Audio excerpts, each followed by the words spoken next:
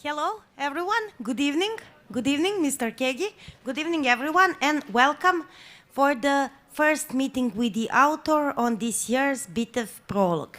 I think I don't need to spend a lot of words on presenting Mr. Kaegi. He is definitely one of the most popular international directors here in Belgrade, and Bitef audience knows his work and work by Rimini Protocol very well. For the last 15 years, I think we had a chance to see some of his performances, and I am pretty sure that we have some idea of this aesthetics and politics that he's dealing with in his work. So, Mr. Kaegi, you're here and not here, but anyhow, welcome to Bitef virtually and theatrically. Hello, good evening. I'm glad you invited me, and I'm not glad I couldn't come personally because we had an opening just today here in Bonn in Germany. But thanks to technology, we still can have this discussion. So for the beginning, I would like to, remind our audience that you are never working with the professional actors, but with the experts, with the people with different expertises who are having different opinions or knowledge to share. And in this particular situation, for the first time, your expert was professional writer and playwright. So for the very beginning of this talk, I would like to ask you about your collaboration with Thomas Mele. How did you start working together, and what was first in all these issues that you're dealing in this performance? I'm really curious to hear what was starting idea. Yeah, I mean, the first idea really was that I wanted to work with a humanoid and write a text for a being that is very strange because it is a machine, but it creates a certain empathy. I didn't really think of a particular person. You're right when you say that mostly we work with rather people whom we choose for their biographies rather than for them being actors, although there have been exceptions. But in this case, I thought maybe I had more or less kind of a text in mind that I wanted to write for this body. But then we started looking for the who could build such a robot, because it's quite a unique thing. It's not at all a robot that comes from a factory that produces bigger amounts of robots. Maybe in a future time this will be the case.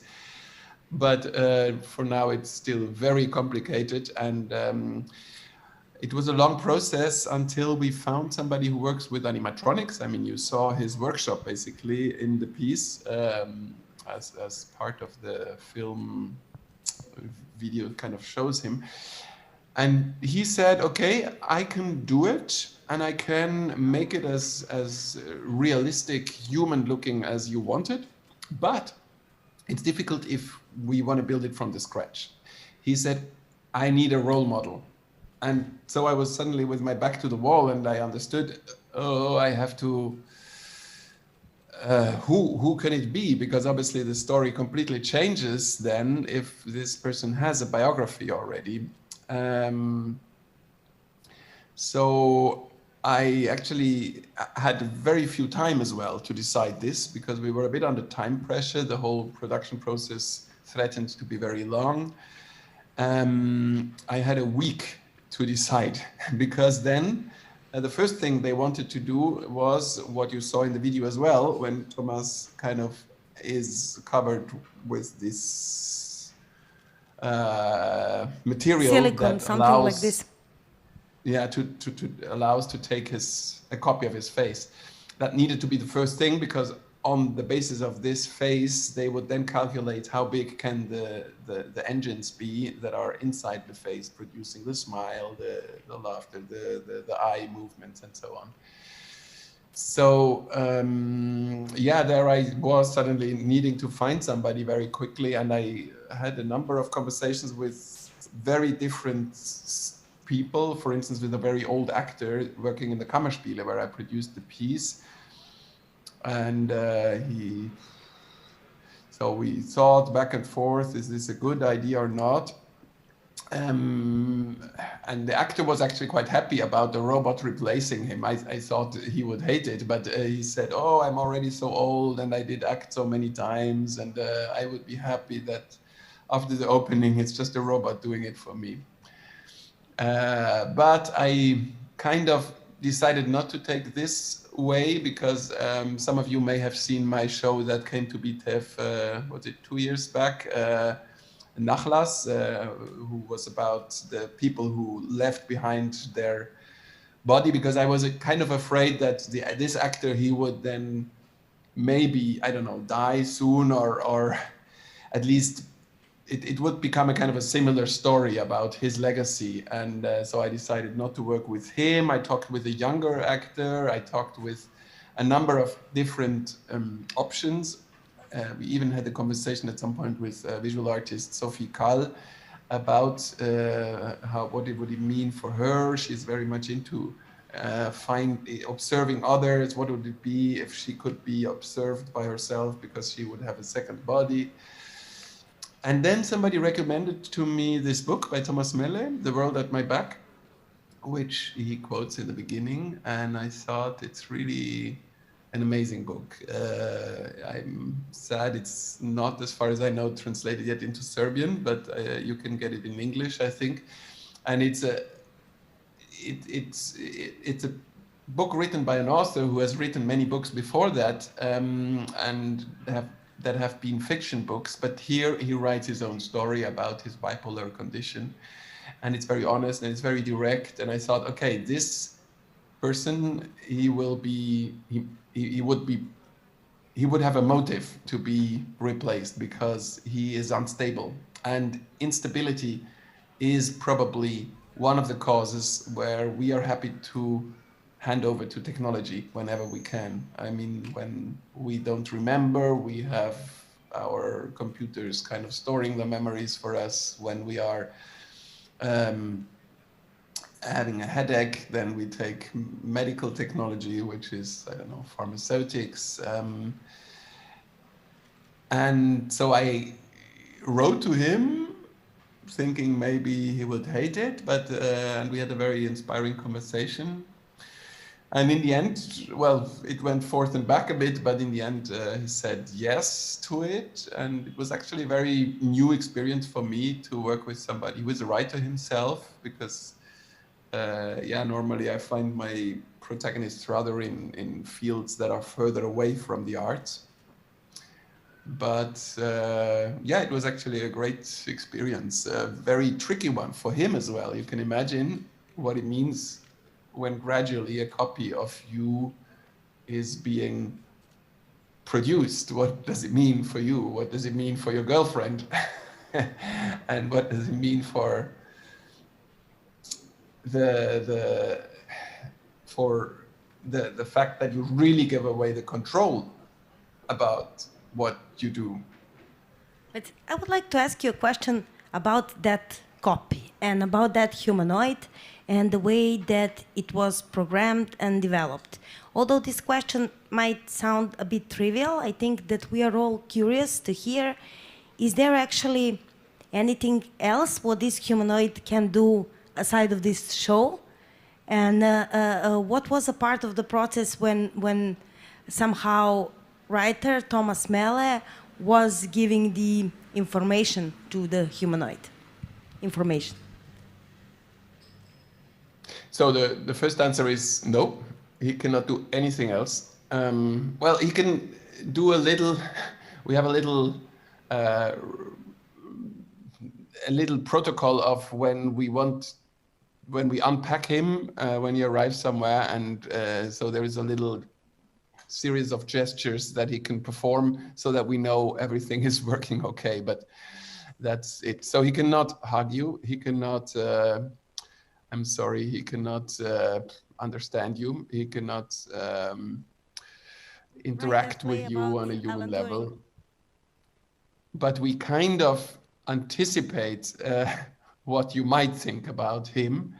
And in this way, this piece kind of talks to the piece that was last year? Yes, in Belgrade, which is remote Belgrade, which is about artificial intelligence, much more actually than this piece, because he's an artificial dumbhead in the sense that he cannot do anything else than exactly what we programmed him for, whereas the software in remote still can kind of react to some moments. At least he can speed up or slow down according to how fast the group walks with those headphones. That was the second question, but I forgot it.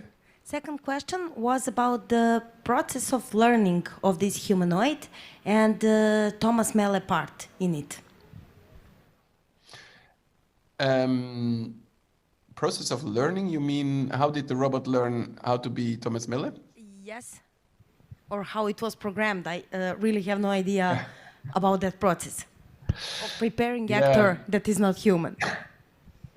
Yeah, it's learning is maybe a wrong word. I mean, we have read a lot about deep learning methods by entities of artificial intelligence. That's not how this robot learns. So don't worry, he will not learn more and more the more you talk to him or anything. He will just stay exactly the same.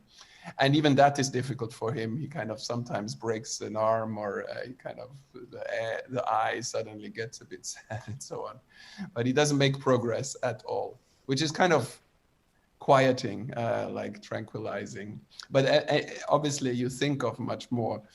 But technically answering to your question, basically we needed to create the whole narration first, because we knew the robot will only be finished a few weeks before the opening. And so we needed to anticipate the whole speech. And we recorded it with Thomas's voice. So the voice, you heard the English voice, I think, speaking, and voiceover translation in Serbian. Much like in a conference, we prefer to do it that way because we think it's kind of this conference situation of having a live translator kind of makes most sense for this piece. So we recorded it with him, and it was a bit a forth and back process. So we recorded some things, a first version of it, and I made him improvise in the audio studio a little bit, and then we went back to looking at what have we, and then we wrote more and we recorded again.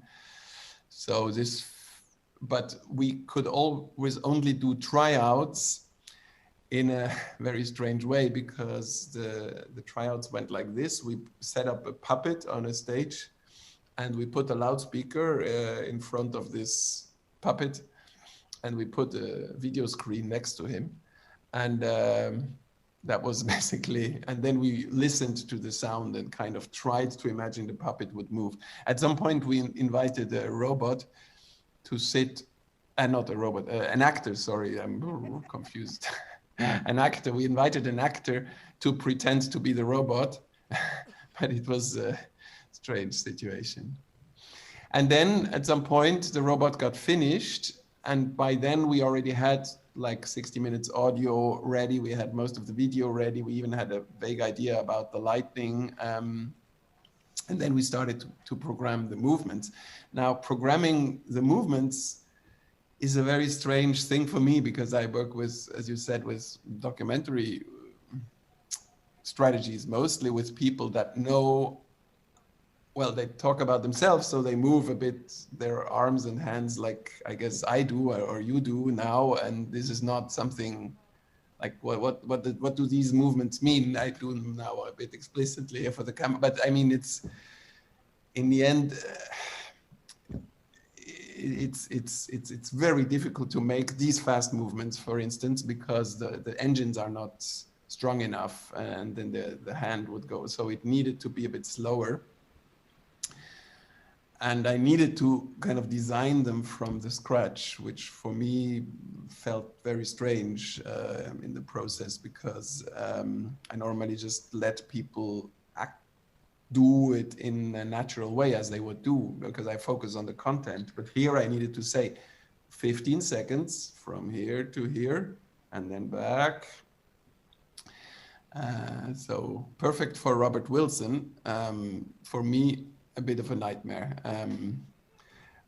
But in the way it was interesting, because I never looked so much at other people, like what are gestures? And obviously this question, what are our gestures and why do we move how we move, and why would somebody else then understand from this movement something, makes you reflect on how are we conditioned or brought up or programmed, and then come all these questions about what kind of robot are we.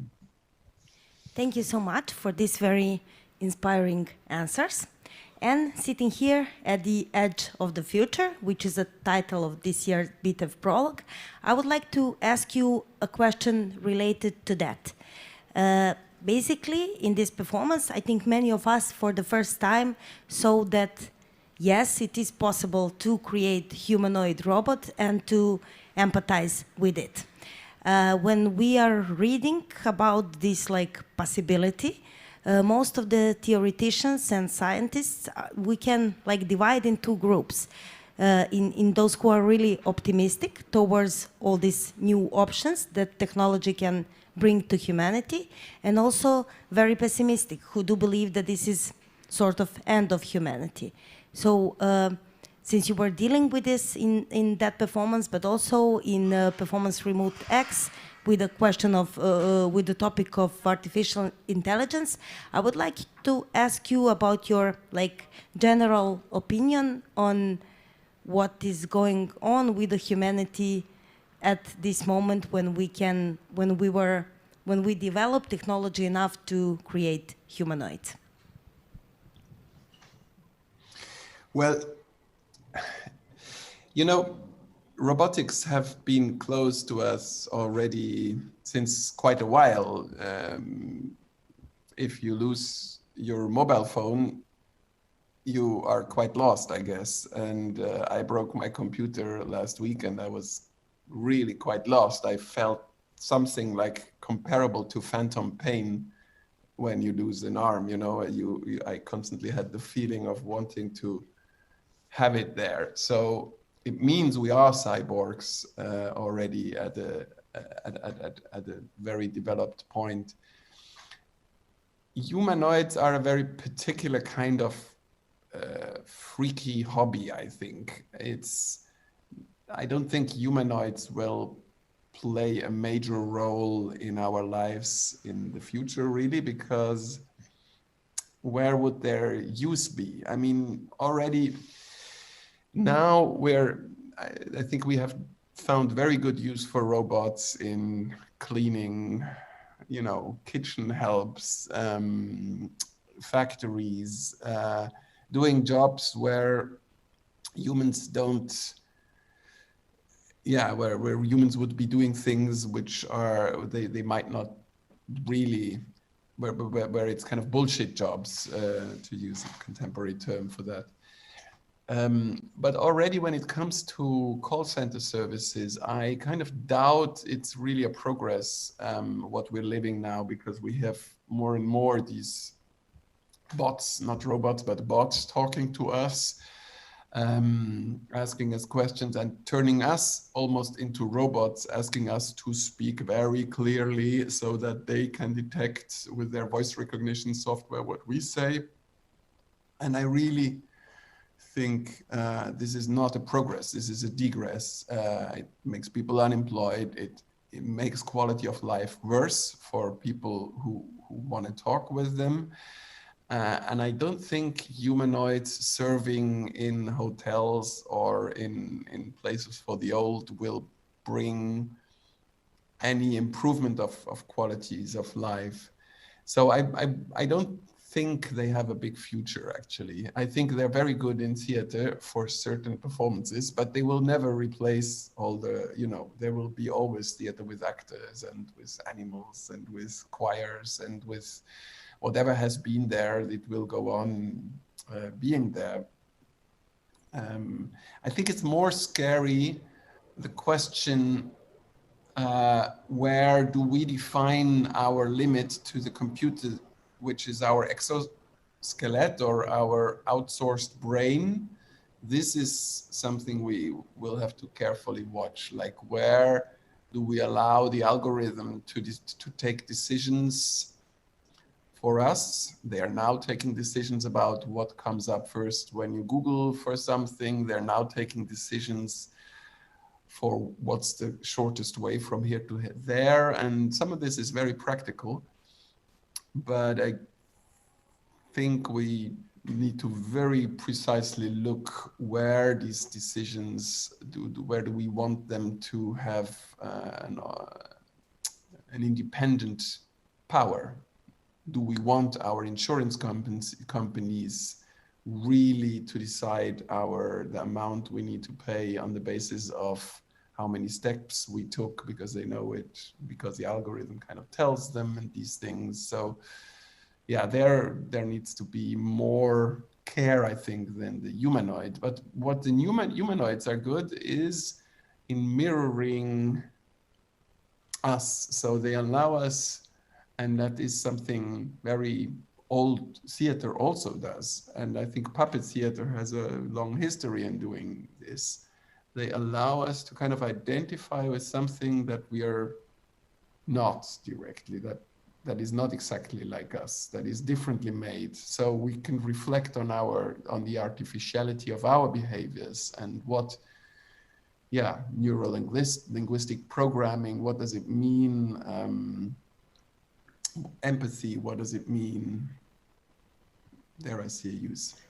Seeing this performance, I was constantly asking myself, what is, let's say, like key topic that you are dealing with? Because there are so many things that you are somehow, so many questions that this performance is raising. And somehow, at the end, I came to the point that this is actually a performance about the identity. I don't know if I am right or if you can refer. Of decisions that we take. And now we are kind of more and more outsourcing these decisions to algorithms. Like I start having a headache or a little disease, which is kind of strange on my skin or something. And I immediately go to the computer and I ask, oh, what do I have? And then if the computer tells me, oh, drink this or stop doing this, then I will do it because a majority of people have done it. So we're kind of submitting our freedom to bigger majorities out there that are kind of translated into our body through these algorithms. And yeah, there it is a question of identity, because where do I actually have the guts to stick to my mistakes, to speak with with the piece. Alan Turing would have said in the end, like, only the mistake makes us really human. And so that is probably a big question of identity. We have been debating identity a lot around, transgender, people wanting to change gender, and these issues which have been an expression of our freedom as well. But the question, where do we, how far do we really want to let go of our liberty again, just because we don't trust ourselves is a question. Very interesting one. I think this is a moment where we can ask audience, are there any questions or comments related to the performance that we just saw, or to some other work of Stefan Kaegi? Okay, I will have another question then for you. A few minutes ago, you said that robots are very good for the theater, for their certain performances. Usually we don't think that any of theater professions can be replaced by the robots, but basically in seeing this performance and have some emotional exchange with that, with the performance, I was not really sure. So I would like to ask you, what do you mean by certain performances? What kind of performances also? Well, on one level, theater has been robotized widely in the last 30, 40 years. Look at sound softwares installed look at light programming, the amount of moving lights that are now installed in theaters are amazing, and they're very practical. I mean, less people need to go up on ladders and change the lighting. I don't know how they're called. The things bringing down the prospects and bringing them up. They're robotized more and more. We are in many shows completely.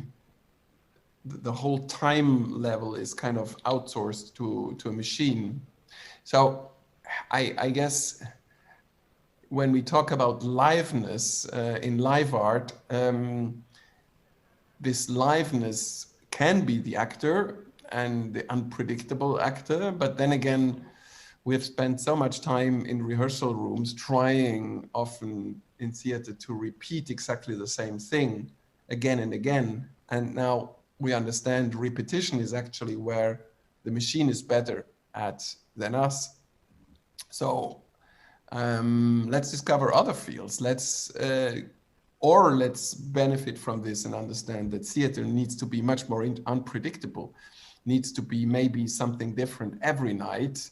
If it's live and if it's an actor, why would he then repeat the same words if he has this talent to do differently, to be... I'm at the moment rehearsing a piece with an octopus, and so it's an animal who's very unpredictable, and we will see what we can kind of generate of liveness and how we can understand this very intelligent animal very far away from our physiognomy. And definitely this octopus will be very difficult to replace by machines. I have read somewhere that Boston Robotics is trying to program a robot pretending to be an octopus, but I mean, this will take another 100 years before they get there, I'm sure. But I think that what remains really live in theater, that's for sure, and that's the spectator. And I think we've now lived situations through Corona, COVID restrictions, where we've been understanding that theater also can be a form of liveness between people that are sitting in their homes, that are communicating then through these kind of video conferences and systems. And it is possible. We can. The question is, what do we do and what kind of experiments do we generate? But what we always will work about is the liveness of the situation of the spectators. So there is, I think, probably the limit. We will not replace the spectators by robots. And this is a very interesting point. Please, are there any questions or comments? Yes, please, Vesna Bogunović. Wait, microphone. For example, if the octopus goes to school and also have the parents who are teaching it or him or her, and the octopus is now on the stage or maybe spectator, so do we have a potential robot as well? So through school, through programming, through education, we are also going through this severe programs that we have to survive if we are going to be suitable for the world, to be employed or something like that. So we are also somehow robots. Yeah, and that's exactly the point where the octopus is interesting, because it's a non-social species, and their parents die before they as soon as they're born, more or less. So they're not handed over knowledge by the former generation, and they're not learning from their horizontal, kind of from their sisters and brothers or other compatriots. So they're learning from their surrounding, but they are very intelligent, they're very curious. So maybe they are the most non-robotic species that we can think of, maybe. But I guess to limit it, I'm myself really doubtful about this question. Are we robots just because we have gone to school and because we are respecting others and because we are taught certain things? It's obviously a very complex mixture of things. But what I was surprised when I watched audiences watching this show is that the audience normally behaves quite similar. I didn't see the show tonight, but it kind of behaves in a similar way. For instance, people quite quietly stay in the theater and they're not standing up and, I don't know, interfering, which in a theater normally you're taught not to speak aloud because you shouldn't disturb the actor. Here you wouldn't disturb the actor. As a matter of fact, when we set lights in the theaters, normally we do this while the robot is just performing his performance, and he is not, doesn't mind us doing stuff around him. Yeah, but yeah. Next question, if you have Thank any. you. Are there any questions? Yes, please.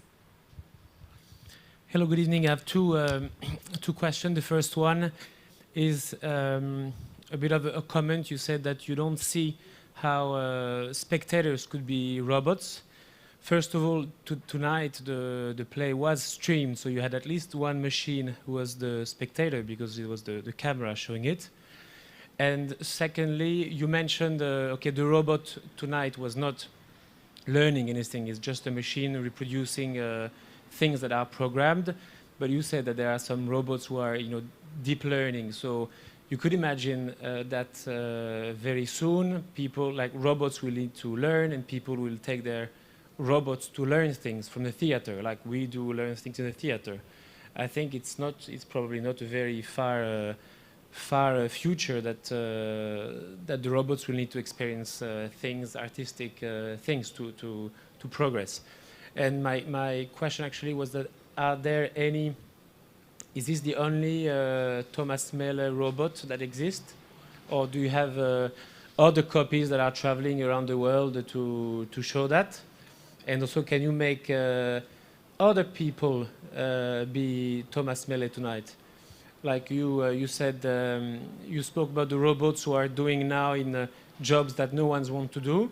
Actually, being a comedian and an actor is something very attractive to many people. This is not like a bullshit job that you are mentioning. Mm-hmm. You could, I'm sure, many people would be happy to become an actor. So you could, suddenly you would transform someone who's not an actor into an actor by putting his fake skin over the robot.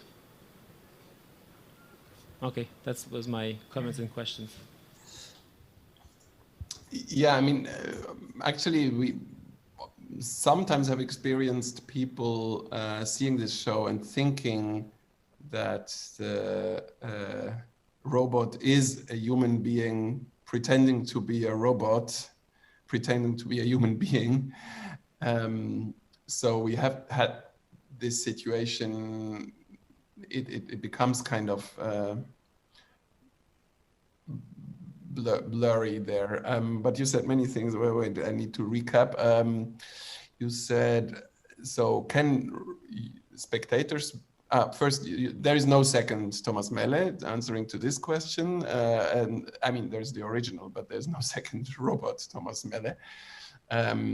It's a very sensitive machine. It's a very complicated robot to build. And we actually have to repair it every now and then. It's really far away from Robocop. It's not mending itself, and it's really it's very sensitive. But you also talked about the spectators and the robots. One image I had suddenly is that was it in Korea? I saw that in baseball games during the worst COVID times, where the games still took place, but without spectators, the teams had an urge to see spectators. So they used, I think, kind of a robotic puppet as audience to support the team. But that's probably the only moment where I could imagine that it would make sense to have spectators in forms of robot. Why would robot watch something? I mean, they might do things as face recognition training or as pattern recognition training. And yes, it's true, actor is not a bullshit job in that sense, I guess. So I'm not, I'm not suggesting, and I don't believe that, Uncanny Valley is a very particular performance. It has happened this time, but it's not that from now on I will keep making robots replacing actors. And I don't think the amount of things you can do with robots is kind of limited still. You would have it might be interesting to see a dance piece by a robot once. Actually, I saw one once. But after that, you also want to see again things where you can see these more fragile movements that humans do, which are much more complex than what a robot. I mean, it can be very interesting to see a robot move and with a good kind of sound system with it, but it's not a progress in theater. I think it always goes in all directions. It doesn't go one way. Thank you. We have another question.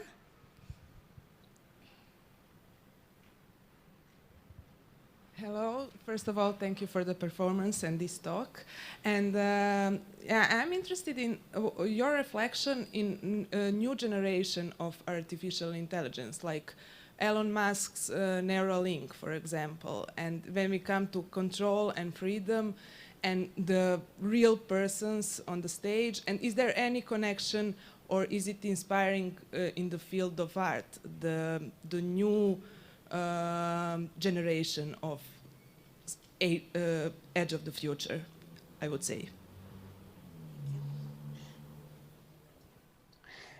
Yeah, I read a little bit about Neuralink, this program which kind of should apparently in the future allow a very small chip kind of to be implanted, as far as I've understood, in the upper part of the brain, allowing both input and output of your brain. Yeah, I'm curious who will want to connect themselves to this machine. So, as your question was related towards the arts, will in the future, I mean, what a nightmarish vision, no? But to have it in front of our eyes for once, what if Elon Musk then kind of connects human actors to this thing, which kind of would allow, I think it's a Bluetooth connection, the director to directly control movements of an actor on stage, which is not a humanoid, which is a human being, but which is kind of driven by this Neuralink software. We're talking sci-fi there, but on the other hand, people say Elon Musk sometimes invents things that are suddenly then coming true. So we will see. I mean, what's for sure is that theater cannot disconnect itself from developments in society and will always reflect on developments that are approaching. And so everything that does exist out there in society will also exist in theater, I guess. Thank you so much. Dalia? Mm-hmm. Is this on? Yeah. By watching the performance, there were a couple of moments when I was looking at the robot and was thinking whether was it failing? Did something went wrong? Because I was really not sure. Everything looks so artificial, so I was not sure whether it's really performing what it's supposed to perform. So then I thought, did it ever fail? Have you ever had a death of an actor on the stage? And if it would malfunction during the performance, what were the strategies that you had for such situations?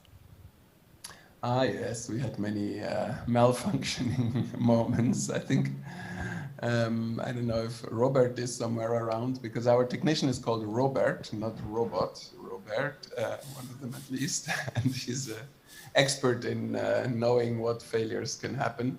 So he could tell you probably everything about how things went wrong.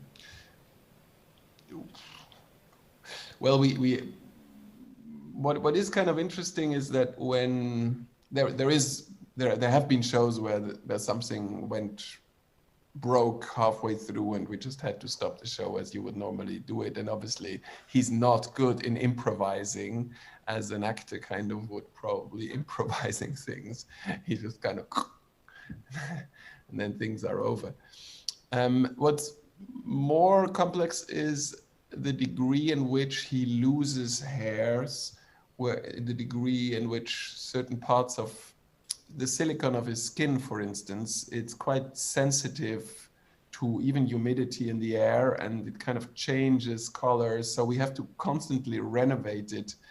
And this doesn't stop us from doing the show, but it kind of, Thomas Melle, every now and then I meet him, and then it's kind of worried, like, how does it, because it's kind of his copy, and in the text he says he's afraid of the robot looking good and wealthy while he gets older and older, but actually it's a bit happened more the other way around. We have seen the robot losing hair, we have seen him kind of getting kind of sacky eyes, and but what's interesting in all of this is that so sometimes we have shows that look more depressive because the eyes are just a bit more facing downwards, or we have had other shows where suddenly it was a bit more active because his eyes were more open again. And all of this are just, because we are empathically kind of identifying with these human patterns displayed in his face. So in these cases, we do make the show, but it is a bit a different one still, where you would think a robotic show is exactly the same, exactly every day. Thank you. Any comments or questions left? No. Okay, we have another question, please. Good evening. You said that the key topic of this play is actually, or the key question, who makes a decision? Well, I was a little bit disturbed when I watched the play and I realized the most alive object or the subject in this on the stage is actually a simple glass of water, from the obvious reasons that we all need water to live, actually. I was waiting for a whole play for a robot to make a gesture where he's actually his hand is moving towards the glass and backing off. And if you have a Thomas Miller who, for his mental illness or his bipolar state, wants to become a robot for a second, do you really think that a robot in some time maybe wouldn't want to become a human? Well, first of all, the glass of water is, I have to disappoint you, not the natural thing on stage, because it's, I don't exactly know what it's made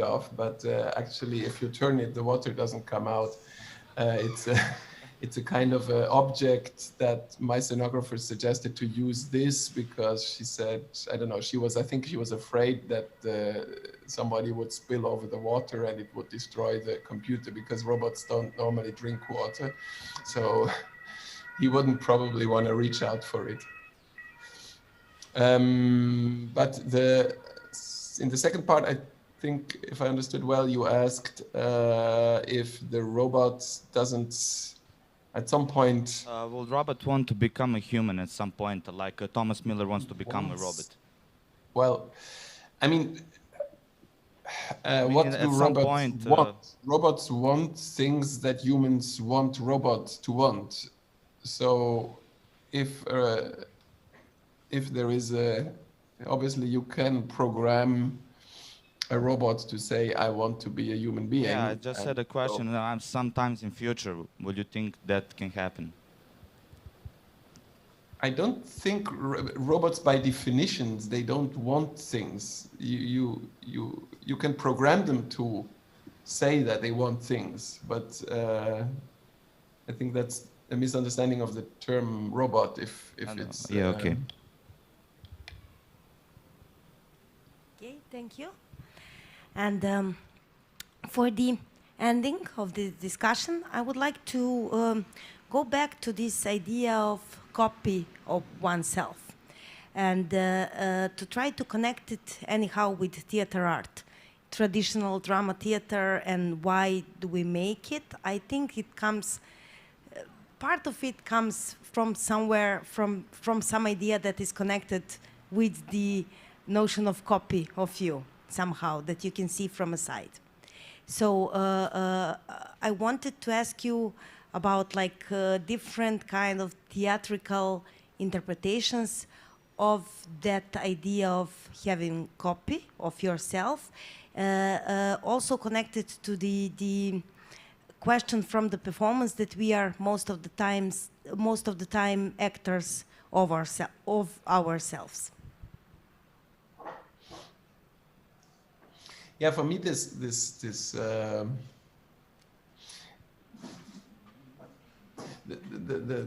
possibility to make a copy of a human being was super interesting, because I normally don't work with naturalism in acting or something, and I suddenly was forced, like a portrait maker, to look very precisely at what a human being is and what he expresses, and to be able to copy it.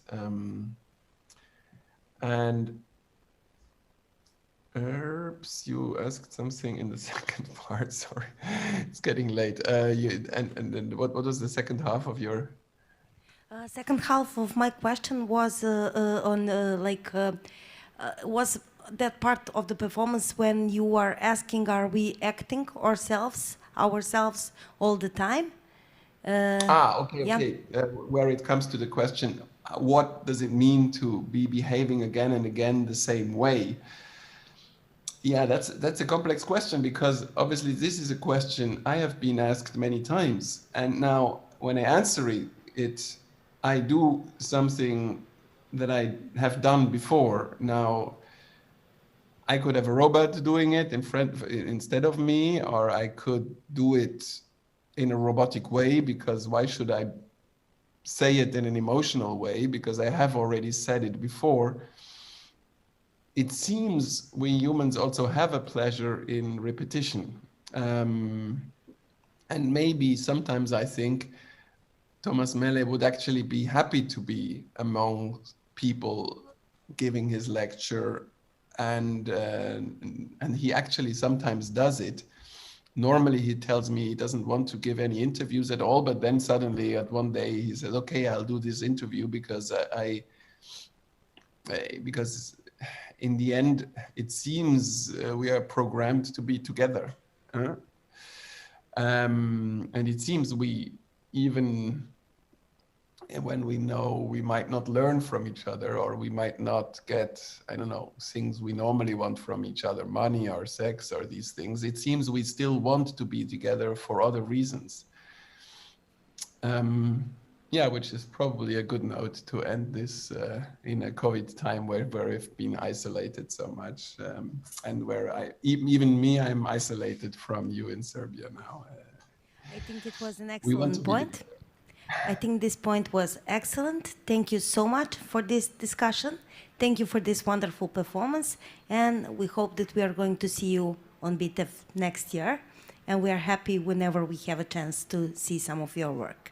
So thank you, everyone. Thank you for your questions and comments, and see you soon.